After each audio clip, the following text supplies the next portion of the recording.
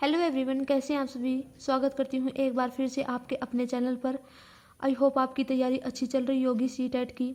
आज इस वीडियो में हम स्किनर की थ्योरी करने वाले हैं, जो कि इम्पोर्टेंट है और हर बार सीटेट में 1 या 2 क्वेश्चन इस थ्योरी से ज़रूर आता है।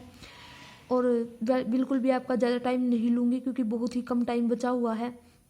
तो लेट्स स्टार्ट द वीडियो। आज इस वीडियो में हम स्किनर की थ्योरी करने वाले हैं और जिन बच्चों को बिल्कुल भी नहीं आती उनके लिए भी ये एक यूजफुल रहने वाली वीडियो है। तो let's start the video. Skinner theory of learning, जिसे ऑपरेंट कंडीशनिंग थ्योरी यानी कि क्रिया प्रसूत अनुबंध का सिद्धांत भी कहा जाता है। कई बार क्वेश्चन आता है कि ऑपरेंट कंडीशनिंग थ्योरी किसने दी, तो कौन से साइकोलॉजिस्ट थे, वो थे स्किनर। इस थ्योरी का पहला पॉइंट देख लेते हैं। मैंने बिल्कुल मेन पॉइंट लिखे हुए हैं और डिटेल में तो आपको पता ही होगा, जो बच्चे सीटेट की तैयारी कर रहे हैं, कि स्किनर ने जो थ्योरी दी थी वो किस टाइप की थी। पहला पॉइंट है RS थ्योरी यानी कि रिस्पॉन्स स्टिमुलस थ्योरी। ये थ्योरी स्किनर ने 1830 में दी थी। अब आप RS थ्योरी समझ लीजिए कि ये है क्या। स्टिमुलस रिस्पॉन्स थ्योरी का क्या मतलब है कि मान लो स्टिमुलस होता है अनुक्रिया करना, रिस्पॉन्स होता है अनुक्रिया करना और स्टिमुलस होता है उद्दीपन। ठीक है, तो स्टिमुलस क्या है, रिस्पॉन्स और स्टिमुलस ये दोनों चीज़ें क्या हैं कि मान लो आपने कहा कि मुझे अपने फादर से, कि एक बच्चा है जो 10th में है और वो अपने फादर से कहता है कि मुझे साइकिल चाहिए, लेकिन उसके फादर कहते हैं कि जब आप 10th में 90% मार्क्स लेके आओ तो मैं आपको साइकिल दूंगा। तो यहाँ पर क्या है, बच्चा पहले क्या करता है, 90% लाने की कोशिश करता है। उसको पता है अगर मैं 90% लेके आऊँगा तो मुझे साइकिल मिलेगी। तो यहाँ पर रिस्पॉन्स क्या है, 90% मार्क्स, कि बच्चा 90% इसलिए ला रहा है क्योंकि उसे स्टिमुलस यहाँ पर क्या है, साइकिल क्या है, यहाँ पर स्टिमुलस है कि उसे साइकिल मिलेगी।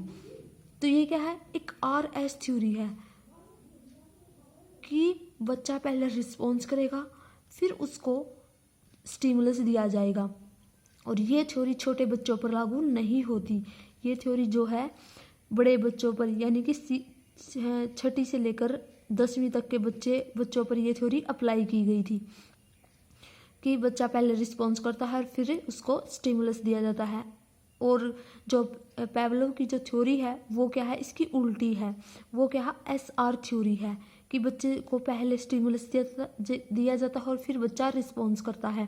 स्टिमुलस का मतलब जैसे कि बच्चे को टॉफ़ी वगैरह दे दी तो फिर बच्चा क्या है, उस काम को करेगा। मान ले आपने बच्चे को सुलेख लिखने को दिया तो बच्चा तभी लिखेगा जब आप उसे टॉफ़ी दोगे।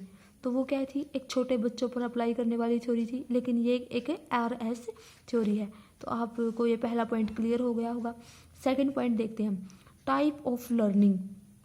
स्किनर ने बताया कि बच्चा 2 तरीके से सीखता है, रिस्पोंडेंट रिस्पॉन्स और ऑपरेंट रिस्पॉन्स। अब आप ये दोनों समझ लीजिए कि ये दोनों होते क्या हैं। आपको बिल्कुल आसान सी लैंग्वेज में समझाऊंगी। ऑपरेंट रिस्पॉन्स यानी कि क्रिया प्रसूत अनुक्रिया। मान लो कि आप क्लास में बैठे हुए हो, ठीक है, और आपकी क्लास में टीचर नहीं है, तो आप क्या है, तो ऑपरेंट कंडीशन में हो आप, कि आप अपने जैसे कि आप खेल रहे हो, कूद रहे हो, अगर क्लास में टीचर नहीं होता तो आप अनेक तरीके की एक्टिविटी करते हो। कोई किसी से बात कर रहा है, कोई लड़ रहा है, कोई कुछ कर रहा है, तो वो क्या है, आपका ऑपरेंट रिस्पॉन्स है। ठीक है, अब आप रिस्पोंडेंट रिस्पॉन्स समझिए। जैसे ही टीचर क्लास में एंटर करता है तो बच्चे क्या है, एकदम से खड़े हो जाते हैं और मतलब कि टीचर को विश करते हैं कि good morning sir, good morning ma'am. तो वो क्या है, रिस्पोंडेंट रिस्पॉन्स है कि बच्चा पहले तो ऑपरेंट कंडीशन में था कि बच्चा खुद से कोई भी क्रिया कर रहा था, लेकिन जैसे ही टीचर आता है तो क्या होता है, बच्चा रिस्पोंडेंट रिस्पॉन्स करता है कि टीचर को देखकर अचानक खड़े हो जाते हैं सभी बच्चे, या चुप हो जाते हैं, जो भी कुछ कर रहे होते हैं उन सभी सारी चीज़ों को छोड़ देते हैं और एकदम से टीचर की ओर उनका ध्यान चला जाता है। ये क्या है, रिस्पोंडेंट रिस्पॉन्स है। ठीक है, तो स्किनर ने यही कहा, इसमें स्किनर की थ्योरी में क्या था आपको पता ही होगा कि स्किनर ने एक चूहे या कबूतर पर प्रयोग किया था। उसने एक भूखे चूहे को एक बॉक्स में बंद कर दिया था, जो कि एक साउंड प्रूफ बॉक्स था, और फिर उसको लीवर से वो बॉक्स अटैच था। जैसे ही चूहे का पैर लीवर पर पड़ता था तो उसे भोजन मिलता था। कुछ इस तरीके का प्रयोग था, वो आपको पता ही होगा जो बच्चे सीटेट की तैयारी कर रहे हैं। तो वो क्या था, ऑपरेंट रिस्पॉन्स क्या था कि वो इधर उधर कूद रहा है, ठीक है, और जैसे ही उसका पाव लीवर पर पड़ता है तो क्या है, वो खाना जो है उसकी प्लेट में आ जाता है। तो वो क्या था, रिस्पोंडेंट रिस्पॉन्स था। अगला देखते हैं हम, रीइंफोर्समेंट। ये भी इंपॉर्टेंट है, पुनर्बलन। एक बार सीटेट में क्वेश्चन आया था कि पुनर्बलन शब्द का प्रयोग किस साइकोलॉजिस्ट ने अपनी थ्योरी में किया था। तो स्किनर ने किया था, और कई बच्चों का ये क्वेश्चन गलत हो जाता है। रीइंफोर्समेंट, पुनर्बलन क्या था, जो भोजन था वो एक तरीके का पुनर्बलन था चूहे के लिए। जो उन्होंने जो एक्सपेरिमेंट किया था उसमें चूहे को भोजन देता था वो, और वो भोजन था वो चूहे के लिए एक रीइंफोर्समेंट का कार्य कर रहा था, ठीक है। और ये रीइंफोर्समेंट भी इन्होंने दो पार्ट में डिवाइड किया था। एक तो पार्शियल था और एक कॉन्टिन्यूस था। पार्शियल में यानी कि आपको आंशिक तौर पे, यानी कि कई बार कम दिया जाता था, कई बार नहीं दिया जाता था। और कॉन्टिन्यूस में क्या था कि आपको लगातार रीइंफोर्समेंट मिल रहा है, यानी कि चूहा था उसको लगातार रीइंफोर्समेंट की लगातार भोजन मिल रहा था। और कई बार पार्शियल में क्या था कि उसको कुछ टाइम के बाद दिया जाता था, कई बार नहीं दिया जाता था, कई बार फिक्स रेशो में नहीं होता था। तो इस तरीके से था। तो यहाँ पर पुनर्बलन क्या है, भोजन क्या था, वो एक पुनर्बलन था। अब आपने देख लो कि इन्होंने कबूतर पर भी किया था। ये कबूतर है, मेरी ड्राइंग ऐसी ही है, प्लीज़ आप समझ लेना। कि मान लो ये एक टहनी पर बैठा हुआ है, और यहाँ पर स्किनर ने पहली बार खाना डाला, फिर यहाँ पर डाला, फिर यहाँ पर डाला, फिर यहाँ पर डाला, फिर यहाँ पर डाला, ठीक है। तो ये क्या है, ये एक ऑपरेंट रिस्पॉन्स है, यानी कि ऑपरेंट कंडीशन में है कि कबूतर बैठा हुआ है आराम से, ठीक है। जैसे ही उसने यहाँ पर दाना डाला तो क्या है, एक रिस्पोंडेंट रिस्पॉन्स हुआ कि कबूतर ने उसको देखा, और वो मान लो कि वो एक पेड़ पर बैठा हुआ था, तो वो पेड़ से उतर के यहाँ पर आया, फिर उसने यहाँ पर डाला, तो फिर वो यहाँ इस दाने की तरफ जाता है, फिर यहाँ पर जाता है, फिर यहाँ पर जाता है, फिर यहाँ पर जाता है, फिर यहाँ से जाते हुए, और इस तरीके से वो एक शेप बनाता है। ये क्या है, जो ये भोजन है, जो कबूतर को रीइंफोर्समेंट दिया जा रहा है, वो एक लक्ष्य की ओर केंद्रित कर रहा है कबूतर को कि उसे यहाँ पर जाना है। उसे पता है कि फिर यहाँ पर है, फिर यहाँ पर है खाना, फिर यहाँ पर है। तो वो पहले स्टार्टिंग में जब कबूतर आता है तो उसे नहीं पता होता है कहाँ खाना है। वो स्टार्टिंग में यहाँ देखता है, फिर क्या है, फिर वो यहाँ देखता है, फिर जब वो पूरा सर्कल घूम लेता है, फिर उसको आदत हो जाती है, उसे पता चल जाता है कि इस शेप में घूमना है, और वो एक शेप बना देता है, जिसे कि स्किनर ने शेपिंग कहा है, यानी कि मेथड ऑफ सक्सेसिव अप्रोक्सीमेशन, क्रमिक सन्निकटन की विधि।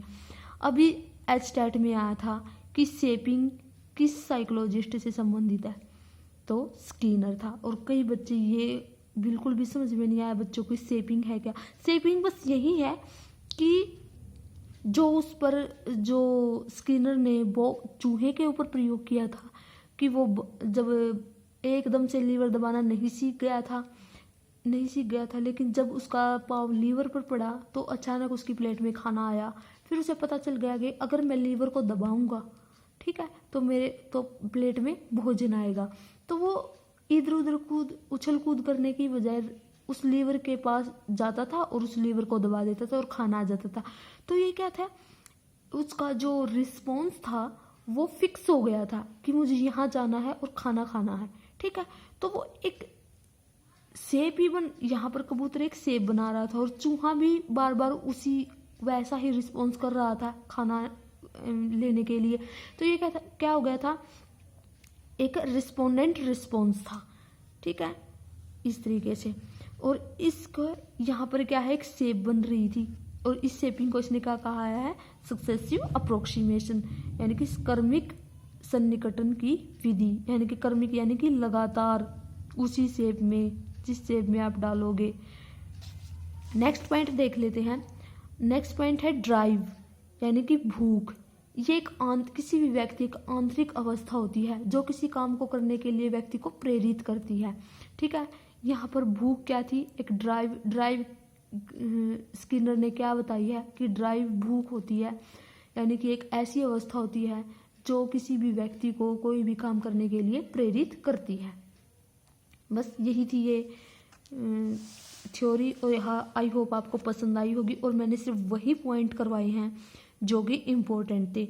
तो आई होप आपको चीज़ें पसंद आ रही हैं और आपकी तैयारी भी अच्छी चल रही होगी।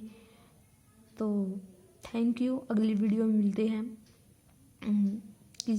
आप कमेंट बॉक्स करके कमेंट बॉक्स में भी कमेंट करके मुझे बता सकते हैं कि आपको किस साइकोलॉजिस्ट की थ्योरी चाहिए या आपको कौन सी थ्योरी नहीं आती।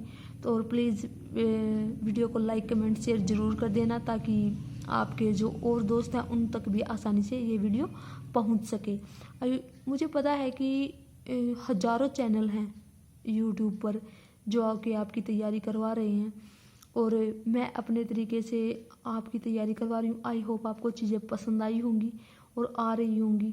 तो thank you, please like comment share ज़रूर कर देना। और अगर आपको कोई भी दिक्कत है समझने में या आपको कोई चीज़ें नहीं समझ में आ रही तो प्लीज़ आप कमेंट बॉक्स में कमेंट करके मुझे बता सकते हैं। Thank you.